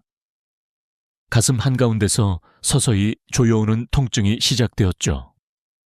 처음에는 전날 저녁을 과식했나 싶었지만 불편함은 점점 강해졌고 왼팔과 턱까지 뻗쳐갔습니다. 그는 바로 깨달았습니다. 이건 심장마비다. 그리고 그는 머릿속에 새겨둔 첫 단계를 실행했습니다. 모든 행동을 멈추고 가까운 의자의 등을 기대고 앉았습니다. 산책을 나가려던 발걸음을 멈춘 그 결정이 그의 생명을 지켰습니다. 왜냐하면 심장마비 때 움직이면 심장의 부담이 급격히 커지고 의식을 잃는 시간이 훨씬 빨라지기 때문입니다. 이제 상상해 보십시오. 여러분이 혼자 있을 때 갑자기 이런 증상이 찾아온다면 무엇부터 하시겠습니까? 많은 분들이 119부터 전화해야지 라고 생각하지만 실제 현장에서는 전화기를 잡기조차 힘든 경우가 많습니다. 숨이 가쁘고 손끝에 힘이 빠지며 말이 제대로 나오지 않을 수 있습니다. 그래서 첫 10초 동안은 안전한 자세를 취하고 몸을 안정시키는 것이 우선입니다. 그 후에야 비로소 다른 단계로 넘어갈 수 있습니다. 저는 여기서 하나의 진실을 말씀드리고 싶습니다. 심장마비는 영화 속처럼 갑자기 쓰러지는 장면만 있는 것이 아닙니다. 오히려 서서히 다가오는 경우가 많습니다. 그래서 준비가 되어 있지 않으면 신호를 놓치고 대응이 늦어집니다. 특히 95세 이상의 어르신들은 혼자 계실 때 위험이 3배 이상 높아집니다. 도와줄 사람이 없으니 스스로의 판단과 행동만이 생명을 지키는 버팀목이 됩니다. 10초라는 시간은 짧지만 그 안에 해야 할 행동은 단순합니다. 멈추고 앉고 숨을 고르기. 단 3가지입니다. 하지만 이 단순함이 수많은 생명을 살렸습니다. 저와 오랫동안 알고 지낸 박노인도 그랬습니다. 그는 증상이 시작되자마자 현관 옆 의자에 앉아 숨을 고르며 벨게시쿨을 부를 힘을 비축했습니다. 불과 몇 분 뒤 구급대가 도착했을 때 그는 여전히 의식을 유지하고 있었고 신속한 치료로 큰 손상 없이 회복했습니다. 여러분이 지금 이 영상을 보고 계신다면 첫 번째 약속을 해 주십시오. 심장이 경고하면 나는 10초 안에 멈추고 앉겠다. 이 약속이 앞으로 여러분의 생명을 지키는 첫 문장이 될 것입니다. 지금부터 저는 여러분께 혼자 있을 때도 살아남을 수 있는 8가지 방법을 순서대로 말씀드릴 것입니다.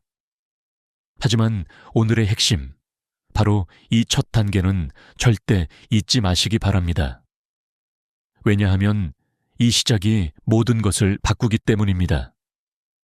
여러분이 그 10초를 어떻게 쓰느냐에 따라 다시 가족의 품으로 돌아갈 수 있을지 아니면 영영 돌아오지 못할지가 결정됩니다. 그리고 한 가지 더.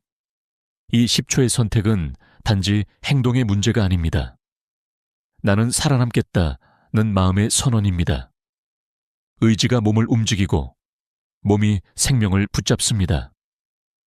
그 순간 여러분은 더 이상 무기력한 피해자가 아니라 스스로를 지키는 주인공이 됩니다. 저는 이 진실을 너무나 많은 현장에서 보았습니다. 살아남은 사람들은 결코 포기하지 않았습니다. 그들은 바로 이 10초 안에 결정을 내렸습니다. 오늘 여러분께 그 결정을 전하고 싶습니다. 지금 숨을 깊게 들이마시고 마음속으로 되뇌십시오.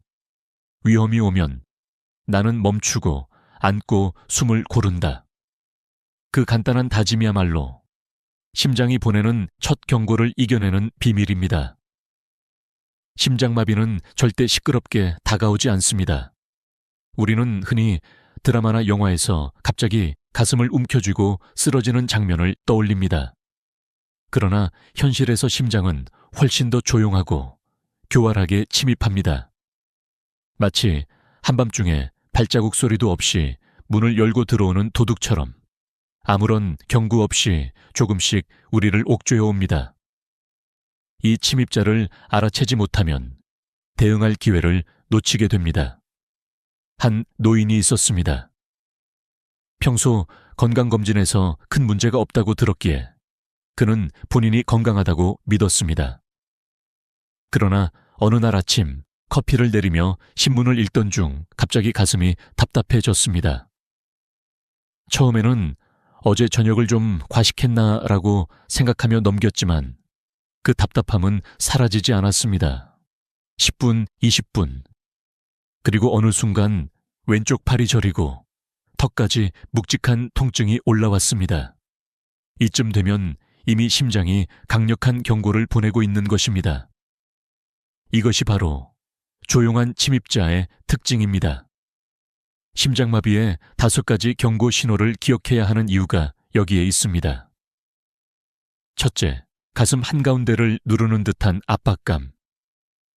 환자들은 이를 코끼리가 앉아있는 것 같다 또는 큰 돌덩이가 눌러오는 것 같다 라고 표현합니다.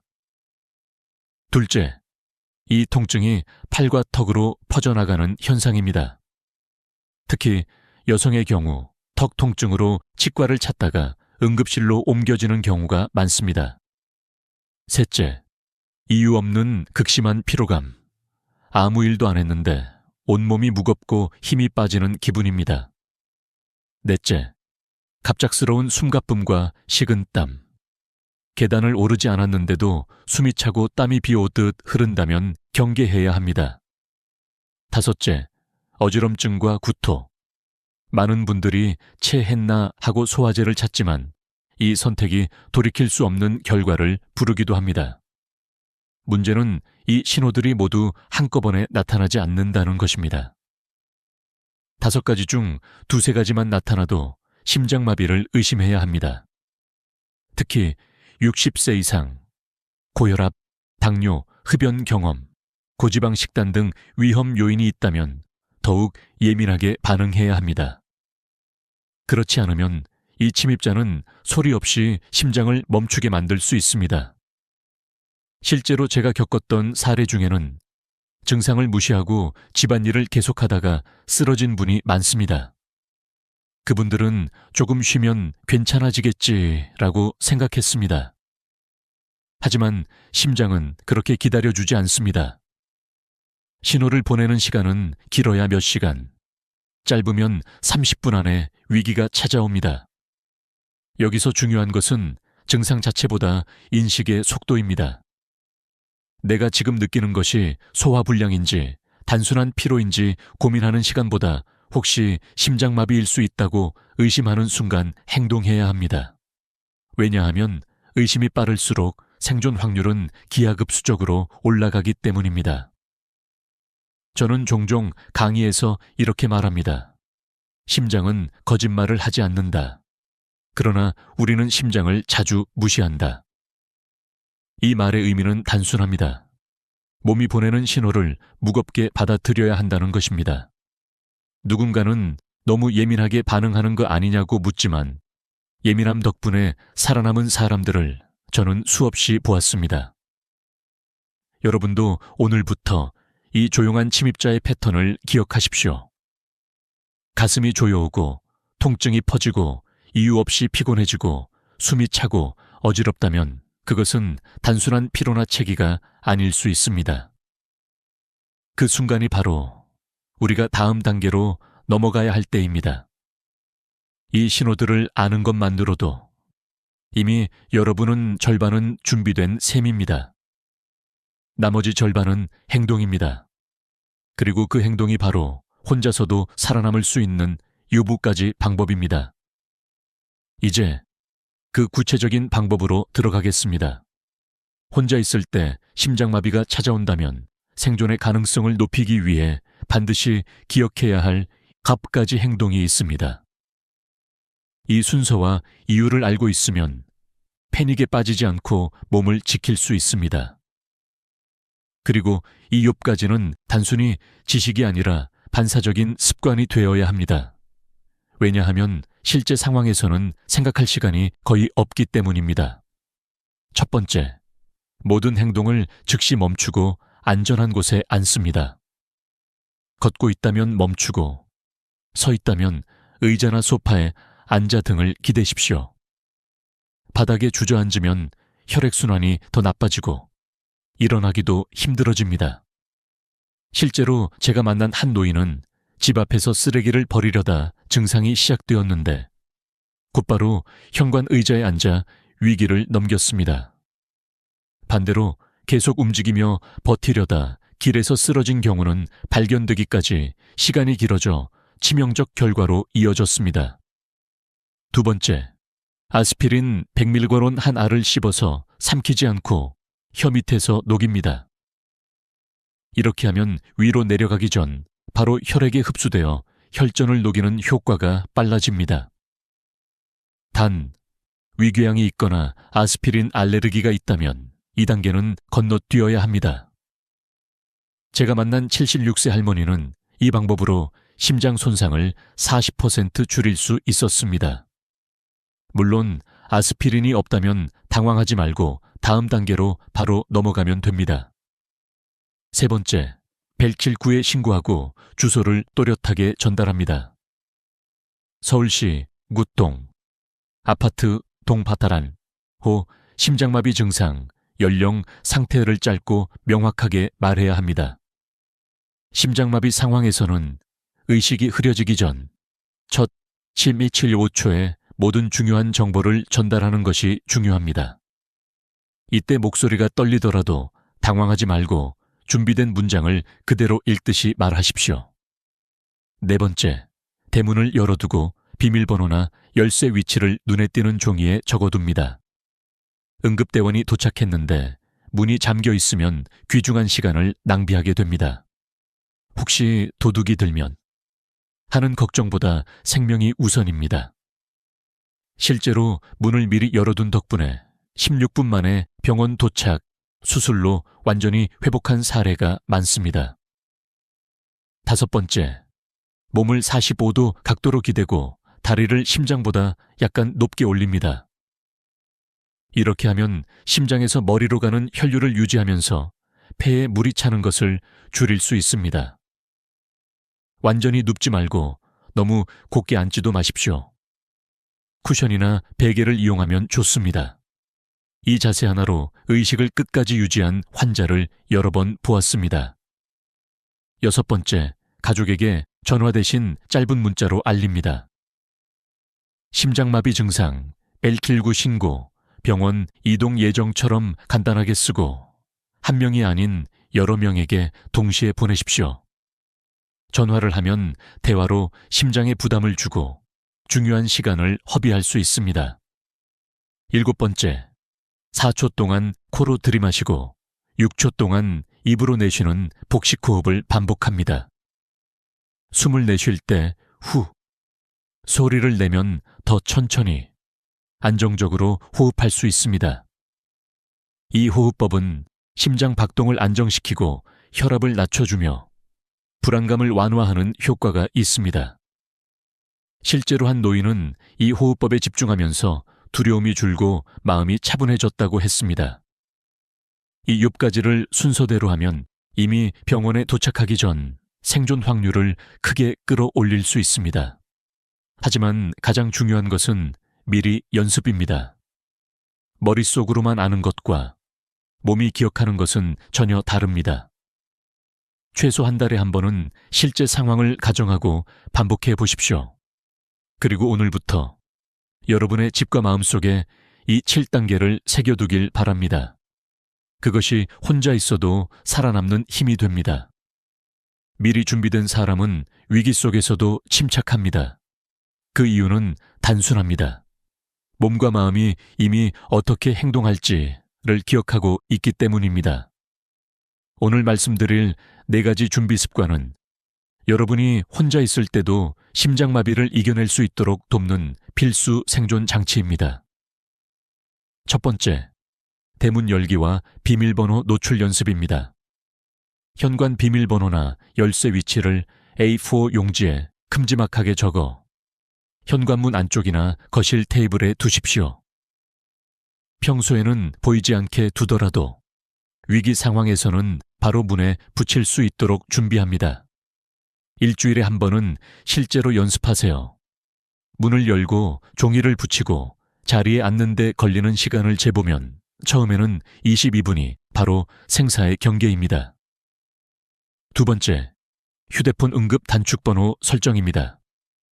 대부분의 스마트폰에는 전원 버튼이나 볼륨 버튼을 연속으로 눌렀을 때 벨킬구에 자동 신고하고 미리 지정한 가족에게 위치와 상황을 전송하는 기능이 있습니다. 하지만 실제로 이 기능을 알고 설정해둔 분은 드뭅니다. 젊은 가족에게 부탁해 반드시 설정해 두십시오. 심장마비로 말이 잘 안 나오거나 손이 떨려도 버튼 몇 번이면 도움을 받을 수 있습니다. 세 번째, 잠금 화면에 의료 정보를 저장하는 습관입니다. 혈액형, 복용 중인 약, 알레르기, 주치의 연락처를 휴대폰 잠금 화면에 표시해두면 응급대원과 의료진이 도착 즉시 확인할 수 있습니다.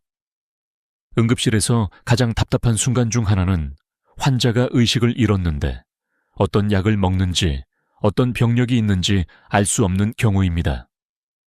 이 정보만 있어도 치료 시작 시간이 30분 이상 빨라질 수 있습니다. 네 번째, 아스피린과 응급행동지침을 냉장고 문에 부착하는 것입니다. 종이에 심장마비 응급법 1. 앉기 2. 아스피린 씹기 3. 119 신고 4. 문 열기 소도 45도 기대기 69 문자 보내기 746 호흡 이렇게 적어 붙여두고 바로 옆에는 유통기한이 넉넉한 아스피린 한 통을 두십시오. 가족이나 지인이 찾아왔을 때도 한눈에 볼 수 있게 해두면 여러분뿐 아니라 주변 사람의 생명도 구할 수 있습니다. 이 네 가지 준비 습관은 단순히 혹시 몰라서 하는 것이 아닙니다. 통계적으로 65세 이상 중 3명 중 1명은 평생 한 번은 심장 응급 상황을 겪습니다. 그리고 그중 80%는 집에서 혼자 있을 때 발생합니다. 이 네 가지가 갖춰져 있다면 그 80%의 위험에서 벗어나고 생존자의 20% 안에 들어갈 확률이 높아집니다. 저는 수년간 환자와 보호자들에게 위기는 언제나 예고 없이 온다 라고 말해왔습니다. 이 준비 습관을 생활 속에 심어두는 것이야말로 여러분이 혼자 있어도 절대 혼자가 아닌 이유가 됩니다. 이제 왜 이런 준비가 반드시 필요한지를 실제 수치와 사례를 통해 확인해 보겠습니다. 숫자는 거짓말을 하지 않습니다. 우리가 준비해야 하는 이유를 설명할 때 감정만으로는 부족합니다. 실제 수치와 사례는 여러분의 마음속에 경각심과 확신을 동시에 심어줍니다. 먼저 생존 확률을 보겠습니다. 혼자 있을 때 심장마비가 오면 사망 확률이 약 87% 합니다. 그러나 경고 신호를 인식하고 첫 1분 안에 올바른 행동을 시작하면 생존 확률은 90% 가까이 올라갑니다. 불과 몇 분 전과 후의 차이가 이렇게 큽니다. 이는 제가 직접 치료한 수백 명의 환자 데이터에서도 확인됩니다. 한 예를 들어보겠습니다. 76세 김모 어르신은 아침 산책을 나가려다 가슴 압박감과 왼팔 저림을 느꼈습니다. 그는 제가 강연에서 설명한 7단계를 떠올렸습니다. 45도 기대기, 아스피린 씹기, 벨치구 신고, 대문 열기, 문자 전송, 호흡 조절. 구급대가 도착했을 때 그는 의식을 유지하고 있었고 심장 손상은 최소화됐습니다. 반면 같은 나이의 다른 환자는 소화불량인가 보다 하고 약만 먹으며 참다가 쓰러졌고 발견됐을 땐 이미 소생이 불가능했습니다. 또 하나의 중요한 수치가 있습니다. 심장마비 환자의 85%는 초기 증상을 다른 질환으로 착각합니다. 어깨 결림, 위장 장애, 감기 기운 등으로 오인해 대응이 늦어집니다. 특히 여성은 턱 통증, 이유 없는 피로감, 소화불량이 주요 신호로 나타나는 경우가 많습니다. 이 때문에 치과나 약국에 들렀다가 응급실로 실려오는 사례도 적지 않습니다. 119 응급대원과 이야기를 나누어 보면 현장에서 가장 안타까운 순간은 문이 잠겨 있거나 환자가 전화를 받지 않아 진입이 늦어지는 경우라고 합니다. 그래서 대문 열기가 생존 전략에서 필수인 이유입니다. 구급대가 문 앞에 서 있는 1분, 2분은 환자에게는 치명적인 시간이 될 수 있습니다. 심장의 생리학적 이유도 간단합니다. 심장마비가 발생하면 심근의 혈액 공급이 막히고 산소 결핍으로 세포가 빠르게 손상됩니다. 1분마다 손상 범위는 넓어지고 10분 이상 지나면 돌이킬 수 없는 뇌 손상 가능성이 커집니다. 이런 상황에서 우리가 해야 할 모든 행동은 결국 시간을 벌기입니다. 병원에 도착하기 전 심장이 최대한 버틸 수 있도록 돕는 것. 이것이 7단계의 목적입니다.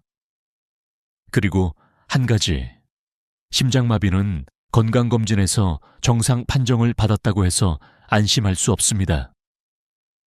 제가 치료했던 환자 중 절반 이상은 검사에서 큰 이상이 없던 분들이었습니다.